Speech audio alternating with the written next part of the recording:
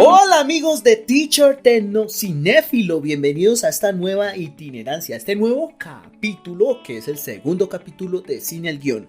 Si no has visto el capítulo anterior que se trata sobre lo políticamente correcto en el cine, te invito a escucharlo. Escúchalo, es un podcast. Un podcast es para que lo escuches cuando tú estés almorzando, cuando por ejemplo estés en el bus camino al trabajo o te estés a punto de dormir, no tengas con qué dormir, pues te duermes conmigo. Así que buenas tardes si estás en la tarde escuchando esto, buenos días si estás en los días escuchando esto, o buenas noches si estás escuchándolo en la noche. Y en el capítulo de hoy vamos a tratar un tema particular que tiene que ver sobre algo que es con el cine. En este caso estamos viendo algo particular del cine. El cine, la cinematografía, las películas tienen sus particularidades. Tenemos largometraje, cortometraje, tenemos series y tenemos miniseries. En el día de hoy les traje una miniserie. Las miniseries son series pequeñas, series que son de 7 o 8 capítulos. Tienen la intensidad de una película, pero una película muchísimo más larga. Pueden ser series cortas, 3-4 series. Por ejemplo, hay miniseries que se han hecho largometrajes, pero son miniseries. Por ejemplo, Érase una vez en Hollywood, de Leone, de Sergio Leone, que es una miniserie porque es una película súper larga, pero la volvieron una miniserie. Otros ejemplos de miniseries muy buenas que les recomiendo son miniseries de HBO, que HBO tiene unas muy buenas miniseries como lo son Ángeles en América, que trata sobre el SIDA y la homosexualidad en los años 80, muy bien relatada porque también tiene como visos de comedia, drama y también musical. Chernobyl, que es una de las mejores miniseries que he visto en los últimos tiempos, que trata sobre esta tragedia. Y también en Netflix recomiendo una miniserie que se llama El guardaespaldas, también muy bien, muy buena. No me he visto todas las miniseries de Netflix. Me han recomendado miniseries como poco ortodoxa, no me las he terminado de ver, pero entonces cuando termine de verlas daré mi sentado. Esta es voy a hablar de una miniserie que me llamó mucho la atención, que se llama Gambito de Dama. ¿Ya? Esta miniserie, desde que me la vi, me atrapó muchísimo. Me la vi en solo 2 noches y me la había podido ver toda en una noche. Lo que pasa es que realmente pues no debe dormir, aunque yo sufro de insomnio, pero pues no debe dormir y no me la terminé de ver. Pero es una miniserie de esas que comienzas a vértela y te terminas de verla. Dime en la caja de comentarios o escríbeme qué miniserie empezaste a ver y te la terminaste a ver todas de corrido. Cierto que es muy delicioso cuando tú comienzas a ver una miniserie de estas. Bueno, voy a dar las razones del por qué debes de ver Gambito de Dama. ¿Por qué? ¿Por qué ver Gambito de Dama? Voy a dar mis razones. No son las razones, no es que tenga que yo la gran palabra. No, yo no tengo la gran palabra, no la tengo. Pero voy a decir desde mi punto de vista por qué deberías de ver Gambito de Dama. Bueno, Gambito de Dama, como ustedes saben, es una miniserie de 7 capítulos. Y vamos a empezar por eso. ¿Qué es un Gambito de Dama? Un Gambito de Dama es un movimiento, una apertura en el ajedrez que puede ser aceptado o declinado. Bueno, para no decir mucho eso porque son cosas muy técnicas y que pues para las personas que no sepan es un poco aburridoras, el primer acierto de la serie es el título. El título es un acierto increíble porque, como lo dije anteriormente, esta apertura da muchas formas de jugar y de ganar, de defenderse. Lo vamos a ver muy reflejado en la serie. Durante la serie vamos a ver que la serie tiene 7 capítulos que son nombrados como movimientos o jugadas del ajedrez. En el primer capítulo vamos a hablar sobre las aperturas. Las aperturas, cómo comienza, cómo abren, cómo debo empezar ese primer movimiento que es fundamental en el ajedrez. Segundo, hablamos sobre intercambios. En el tercero, peones doblados. El cuarto, medio juego. Quinto, ataque doble. Sexto, aplazamientos. Y por último tenemos el final. El gran final, apasionante. Digo apasionante porque se van a dar cuenta que el ajedrez es apasionante. Entonces, primeras razones para ver esta serie: es una serie que tiene que ver mucho con el tema. ¿ya? Porque muchas veces nos tocan series que nos prometen una cosa y al final no nos terminan cumpliendo lo que es, sino que se termina. Es una serie que va a hablar sobre una cosa y termina siendo una historia de amor o termina siendo una cosa y la serie no cumple con lo que queremos. Se vuelve una serie cliché, raya en lo cliché, y eso no es lo que queremos ver en una serie. Esta serie se va más allá de esos convencionalismos y voy a dar otras razones. Segunda razón que venía hablando, evade esos clichés, evade esos paradigmas. Sí, la serie habla sobre una mujer, sobre ese rol de esa mujer en ese tiempo, en los años 60, pero lo habla desde algo diferente. Coge esta novela, no me la he leído, de Queen's Gambit, es un autor estadounidense llamado Walter Tevis. No me la he leído, salió en 1983, pero desde ese tiempo han querido hacer una película de esto, pero qué gran acierto que no lo hicieron como película, sino que lo pudieron hacer como miniserie, porque pudieron abordar muchos de los aspectos. Y en uno de estos casos es el feminismo. Visto ahorita como muchas personas feministas que han habido, que son buenas feministas, pero han habido falsas feministas, es decir, como que las mujeres tenemos el poder y el patriarcado, y no hacen sino como unas quejetas, quejarse de todo, pero no llevar a la acción. En este caso, en esta serie está mostrando el rol de una mujer desde el principio, una mujer que sale adelante por un talento que tiene y se puede equiparar a cualquier hombre y salir adelante en cuanto a el don que tiene, en cuanto a la destreza que tiene, pero que también muestra ese lado, ¿cómo decirlo? Ese lado débil, por así decirlo, ¿no? No es que la mujer tenga un lado débil, sino que la muestra como un ser humano, que es lo que somos. El capítulo anterior hablaba sobre los protagonistas y hablaba sobre los personajes. Los personajes son seres humanos, por el amor de Dios. No son Superman, no son un superhéroe, no, son seres humanos que tienen debilidades, tienen cosas por las que luchar, tienen cosas por las que vivir cada día y tienen cosas, sobre todo tienen cosas por las que aprender. Y todo esto que acabé de nombrar le pasa al personaje de Beth Harmon, que es el personaje interpretado por Anya Taylor-Joy, de la que más adelante voy a hablar cuando esté hablando sobre los personajes.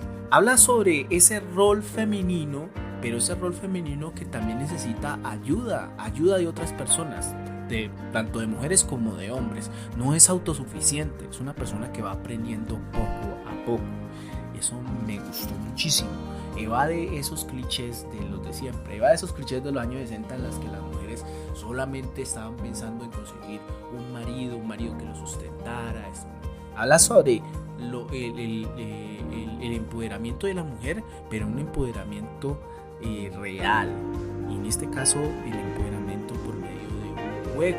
Muestra a este personaje de Beth como una mujer diferente, una mujer que no busca ese ideal, que no busca un marido, sino una mujer que puede vivir sola, una mujer que se puede comprar su casa, una mujer que digamos puede ganar igual que un hombre. La muestra como una mujer real y nos llegamos a enamorar de este personaje. Es muy interesante porque a pesar de las desventuras de su vida nos vamos enamorando de ese personaje, ¿no?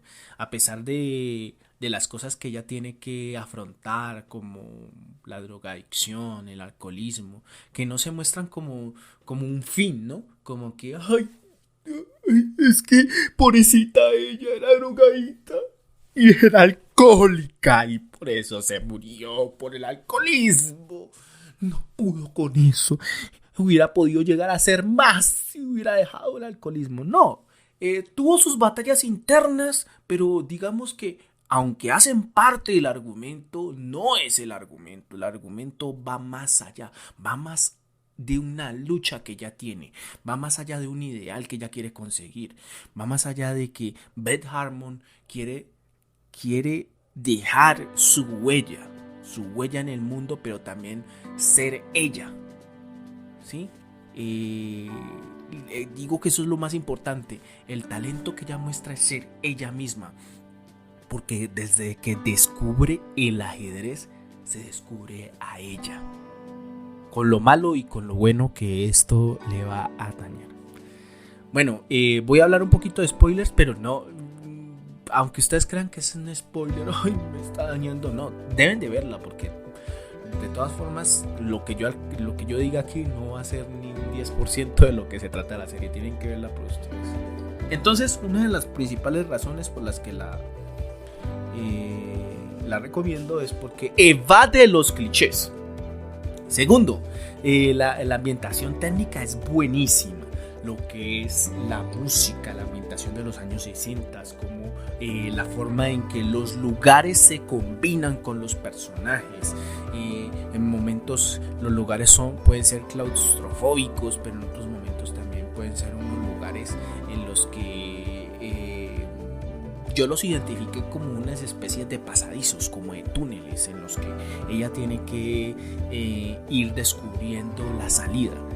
Es interesante, por lo menos esa fue como la lectura que yo le di. La música que en este caso es hecho por Carlos Rafael Rivera, que es como de ascendencia cubano-guatemalteca. Digo que es como de la escuela de Gustavo Santaolalla, porque sabe manejar muy bien la música para imponer el ritmo a las escenas y provocar las emociones. Como que la música no se vuelve la protagonista, ¿sí? Como que en otras películas, ay, lo que más recuerdo es la música. No, la música acompaña, hace un film. Y en este caso todo esto es desarrollado de una forma muy interesante por el director, ¿no? O sea, el director de esta gran miniserie, son dos directores, son Scott Frank y Alan Scott.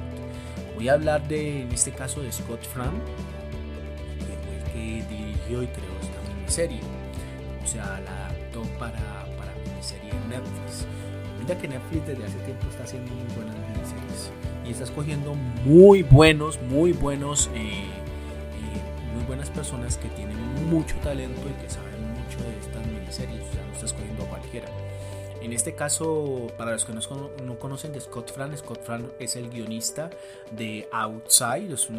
Outside es una película de Steven Soderbergh, pero de pronto la han visto por ahí, que es con Jennifer López y George Clooney. Pues es una miniserie, es una película que es interesante. Pues no es la gran película, pero se deja ver. Digamos que es una película que es entretenida, pero de las que más me han gustado han sido Minority Report de Steven Spielberg. Me gustó muchísimo, supo adaptar muy bien este relato corto de Philip K. Dick. También tenemos, por ejemplo, otra película que me gustó muchísimo. A mí me gustan las películas de superhéroes. Yo sé que hay gente que dice, no, las películas de superhéroes son horribles. A mí sí me gustan. Pero en este caso es Logan, de James Mangold. Él fue el guionista de esta película y creo que se nota la mano de que tratar de poner un superhéroe como más humano, ¿no? Como traerlo más a esa realidad, y en sus diálogos y en cuanto al ritmo de la película se ve muy muy bien, se ve la mano de un guionista experimentado. Y aquí pues podemos ver bajo la fluctuación de todos estos elementos técnicos, porque un director debe tener todo eso, o un creador debe tener todo eso a la mano. Y vemos como la música, la fotografía, hay una fotografía muy fría, ¿no? Muy fría, pero en momentos hay matices de calidez. Los personajes tienen colores, en cada personaje te muestra un color diferente y es como lo refleja su personalidad, ¿no? Las emociones de los personajes. Entonces creo que otra de las razones de ver, esta es la factura técnica, tiene una muy buena factura técnica, se nota que es un largometraje en miniserie, pero es de experiencia cinematográfica. No vas a ver aquí una novela, no vas a ver aquí la típica serie en la que dices, pero eso es una novela alargadita, o no, aquí vas a ver una gran factura técnica, Segunda razón. Tercera razón por la que te la recomiendo y por la que yo recomiendo una serie. Yo digo que una serie debe tener un buen gesto técnico, unos buenos personajes con los que tú te enganches, que a ti te gusten, que tú digas, wow, estos personajes yo me identifico, yo he vivido luchas parecidas, similares como la de estos personajes, y a través de sus actuaciones me están comunicando eso. Y los personajes son muy bien delineados, muy bien dibujados. Características de personajes muy bien delineados y dibujados, que sean personajes que cuando tú los veas es como cuando tú estás leyendo una buena historia, una buena novela, te sientas parte de esa novela, sientas, voy a decirlo así, sientas que tú estás interpretando ese personaje, y eso es lo que te transmiten al final. Voy a hablar sobre los personajes más importantes. En este caso tenemos el personaje principal, que es Beth Harmon, interpretado por Anya Taylor-Joy, excelentemente interpretado por Anya Taylor-Joy. Quienes no sepan de esta muy joven actriz, creo que son tan solo 24 años, es de ascendencia inglesa, escocesa y argentina, por el lado de su padre. Entonces una actriz muy versátil.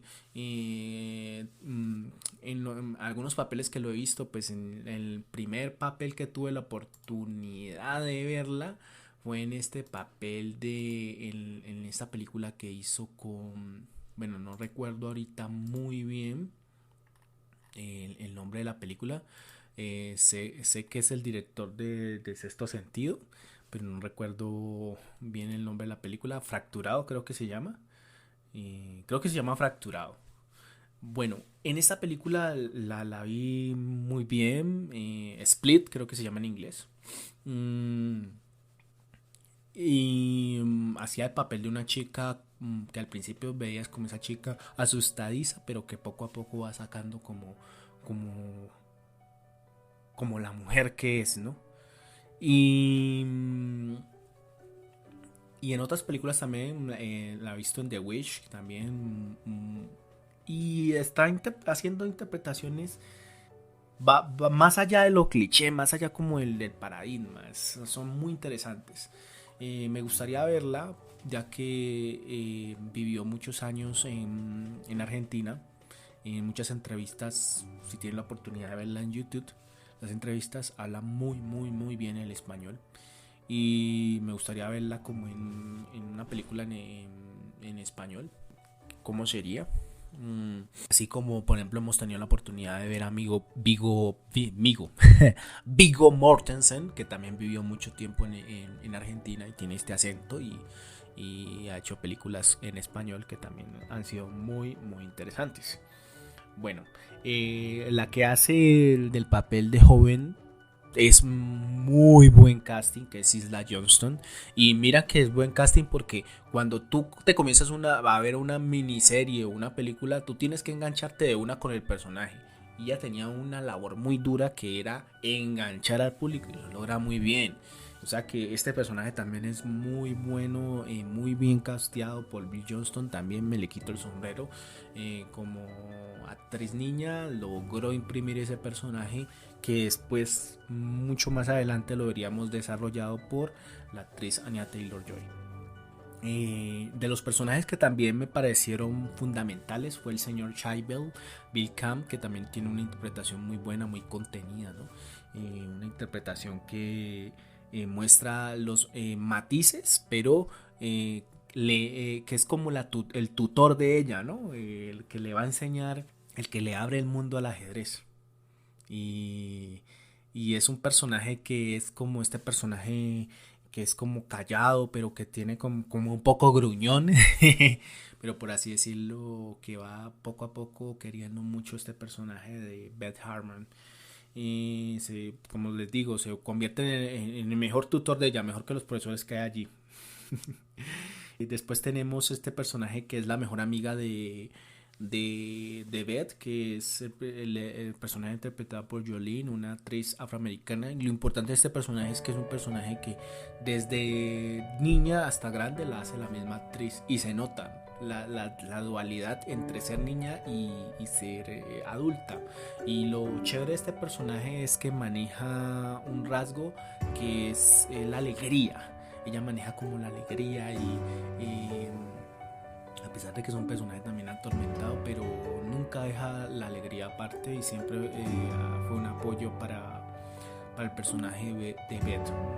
No es una actriz que salga mucho, sale al principio y sale al final, pero también es importante durante el desarrollo de la historia.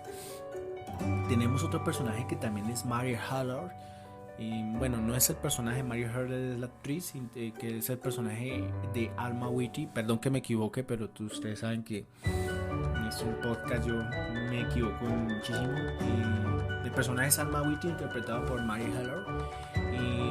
Muy bien hecho ese personaje también. Es un personaje que también le va a mostrar otro rasgo. Mira que cada uno de los personajes que va apareciendo le va mostrando algo a Beth. En este caso pues le enseña lo que es ser madre, la acompaña, ella necesitaba mucho eso, pero también le enseña el alcoholismo. Entonces hay una dualidad en ese personaje y ella puede ver, ella en algún momento ve que es un poco más madura que Alma, ¿no? A pesar de que Alma es la mamá, pero Beth en algunas cosas es un poco más madura. Quién sabe, también por la misma personalidad de Beth es así. Tenemos también el personaje de D.L. Towns, interpretado por Jacob Fortune. Interesante, es el primer contrincante de Beth y por el que Beth desarrolla sentimientos románticos. Y ahí tiene como una especie como también de confrontación, ¿no? Y no les estoy spoileando para que pues se puedan ver la serie. En algunas cosas les voy a spoilear, pero en otras cosas pues para que la puedan ver. Hay otro personaje también muy interesante. Voy a hablar solamente de los principales, que es el personaje de Harry Belted, interpretado por Harry Melling.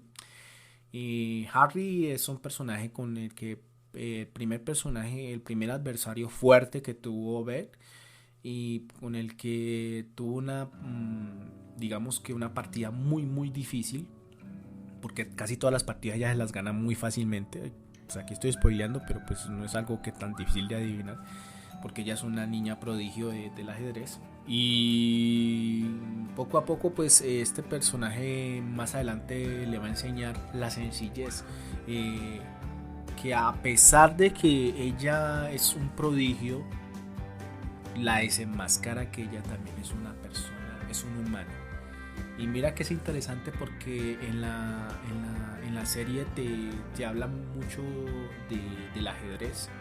Y por ejemplo hablan como a maestros ajedrecistas como Capablanca, que era un maestro ajedrecista cubano muy famoso y que era un niño prodigio y que era muy muy muy bueno jugando, pero que también tenía una vida atormentada. Entonces hace una similitud entre esos personajes. También tocan otro personaje, un personaje de la historia, digámoslo así, que es Bobby Fischer, que es para mí uno de los últimos maestros estadounidenses, ¿no? Casi siempre el ajedrez ha sido dominado por los rusos, por los hindús, últimamente el gran maestro de ajedrez es un noruego, pero en este caso uno de los últimos grandes maestros fue Bobby Fischer y creo que cogen un rasgo de Bobby Fischer, que es la terquedad, ¿no? Bobby Fischer fue tan terco que esto lo llevó a jugar un juego que se llamó el juego del siglo y que por esta razón ya no pudo volver a Estados Unidos porque tenía una orden de captura y tuvo que hacerse ciudadano islandés, donde finalmente murió. Muy interesante esta vida de Bobby Fischer, ¿no? Y por último tenemos dos personajes que son el caso de Betty Watts, que es, yo digo que es Beth Harmon, pero en versión masculina. Entonces un personaje bastante peculiar, incluso en su vestimenta, todo. Entonces yo creo que esas son las cosas, son los detalles que hacen que la miniserie sea muy buena, que el uso de sus personajes es muy muy detallado. En el caso de Benny Watts, como lo decía anteriormente, es un personaje que pone en ridículo, no lo dice, ¿no? No lo hace como que, ay, mira, te estoy poniendo en ridículo. La pone en ridículo y la Beth Harmon también tiene su revancha, ¿no? Después. Además de ser unos personajes con los que pierde. Ahí estoy spoileando, pero tienen que ver cómo perdió. Y por último tenemos a Vasily Borgot, que sería el gran maestro de ajedrez, que es un maestro ruso, en ese entonces era la Unión Soviética, y el rival a vencer, ¿no? Y es una de las razones por las que Beth supera muchas cosas, porque una de las razones es vencer a ese personaje, ojo, no porque sea de Rusia, no porque sea un gran maestro ruso, porque en realidad ya pues, poco le importa eso, le importa es vencer a alguien que sea mejor que ella. Y por último, yo creo que una de las razones principales es la historia. La historia es excelente. Evita muchos clichés que habían como decía anteriormente, y hablemos de eso un poquito, porque me parece muy interesante. En ese entonces estábamos en lo que era la Guerra Fría y se hablaba sobre lo de la que es la Unión Soviética y Estados Unidos, y había esa confrontación, ¿no?, entre el comunismo y el capitalismo. Entonces hay una escena en particular, solamente voy a hablar de esa escena en la que una de las corrientes del comunismo pues es el ateísmo, no creer en Dios, ¿no? Y el capitalismo pues sí, son muy teístas, creen mucho en Dios. Se le ofrece la oportunidad a Beth de de pagarle todo lo que son los costos del campeonato mundial solamente por decir que cree en Jesús. Pero Beth es un personaje que, a pesar de que la criaron en un lugar pues porque en un orfanato, perdón, la criaron en un orfanato en el que son de tendencias evangélicas, cristianas. Ella pues no se vendió, por así decirlo, no se vendió, porque le decían que tenía que decir eso, y la victoria del cristianismo contra el comunismo, eso sería una victoria que les daría muchos votos, que no sé qué, al capitalismo, pero ella no quiso eso. Y ahí mostró eso, lo que yo que digo es el feminismo, no dejarte vender por nada. Aquí no estamos hablando de hombres, estamos hablando de cosas que se dan digamos en la vida, y que son corrientes, pero que tú, porque las demás personas las sigan, no. Tú tienes tus creencias, tu forma de ser, y eso lo respetas y vas a dar todo, pero siendo tú. Eso creería que es una vertiente muy importante del feminismo y cualquier ismo. A mí no me gusta hablar de feminismo ni de machismo ni de nada de eso. Yo creo que las personas son personas, no son corrientes. Entonces, primero eso. Segundo, muestra el ajedrez como el gran protagonismo, como un juego que puede ser diferente. Todo el mundo habla sobre el fútbol, el fútbol, pero mira que hay diferentes juegos, y esta es una oportunidad para que veas un juego tan interesante como es el ajedrez, un juego que es de reyes, un juego que lo importante no es ganar, sino aprender del contrincante, un juego que tiene mucho honor. Este juego tiene mucho honor. Tercero, muestra un personaje como Beth en todo su esplendor, y un personaje que tiene todos sus matices, que tiene problemas como cualquier persona en la vida real, que no es buena ni mala, porque Beth hace cosas que podríamos considerar que no son buenas, y también podríamos considerar que no es un personaje que tiene una personalidad definida, y un personaje que no es invencible. Que a pesar de que ser una niña prodigio, porque uno pensaría al principio, no, es que nadie le va a ganar pues todo lo que sabe, no. Hay personas que son mejores que ella y que ella también tiene que vencer. La relación que tiene el ajedrez, las jugadas, los capítulos, la relación que le dan al ajedrez con ella, el ajedrez tiende a ser un juego solitario, y Beth es una persona solitaria, pero que después se da cuenta que también necesita una pareja, y no hablo en pareja romántica, hablo de que necesita a alguien que le apoye, y después va a encontrar personas que durante toda su vida la apoyaron, y ella se da cuenta de eso. Como decía, no hay personajes buenos ni malos, hay matices. Y por último, el ritmo y la emoción. Hace rato, desde muchas películas, y yo otra vez voy a nombrar Rocky, pero es que la tengo que nombrar. Creo que es una película muy buena. ¿En qué sentido? En que Rocky evita muchos clichés. Al final Rocky pierde.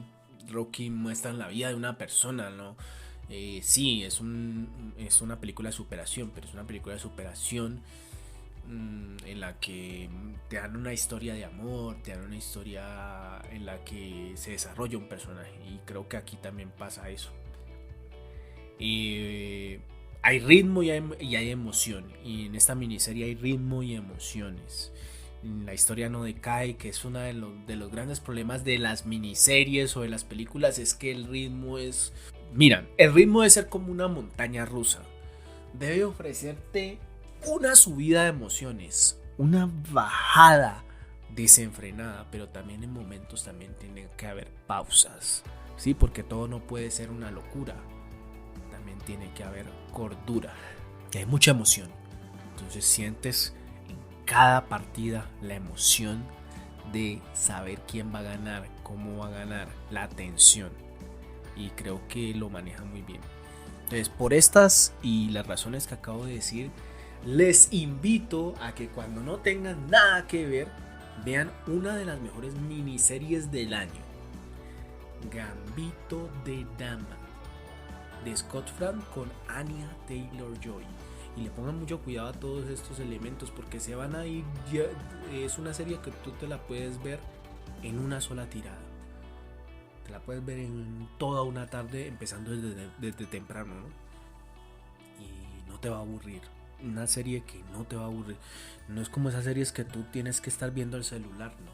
Esa serie se deja ver y es una serie atrapante. No se me hace extraño que a final de año en los Golden Globes sea nominada, porque es una serie que merece esas notas. Y nada, chicos, esta es una de las primeras recomendaciones, y creo que es uno de los primeros podcasts en los que hablar sobre una opinión sobre una película. Si le toca una calificación, le voy a dar un 4.5 de 5. Y es una excelente miniserie, totalmente recomendada en Netflix. Nada, chicos, suscríbanse, denle like y compartan este podcast. Va a estar aquí en YouTube, va a estar en Spotify y va a estar en otras plataformas para que lo puedan ver. Y si quieren interactuar, si quieren participar de temas que tengan que ver con el cine y con la tecnología, videojuegos, etcétera, televisores, etcétera, tan solo díganme y participamos. Hacemos un Discord y hacemos algo bien interesante. Así que bienvenidos, y si me estás escuchando en el día, buenos días. Si me estás escuchando en la tarde, buenas tardes. Y si me estás escuchando en la noche, buenas noches, como en The Truman Show.